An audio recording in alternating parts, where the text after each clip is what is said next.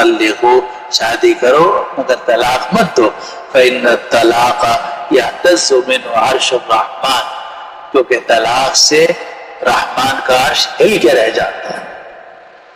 طلاق سے رحمان کا عرش ہل جاتا ہے، یعنی طلاق اتنی قابل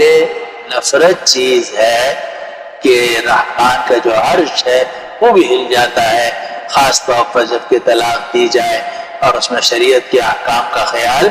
نہ کیا جائے۔ تو شریعت کا اصل حکم تو یہ ہے کہ طلاق نہ دی جائے، اور جیسے میں نے حدیث نقل کی کہ جو طلاق دیتا ہے تو رحمان کا عرش ہل جاتا ہے، جبکہ وہ شریعت کے مطابق طلاق نہ دی۔ اسی طرح ایک اور حدیث ہے کہ رسول اللہ صلی اللہ علیہ وسلم نے فرمایا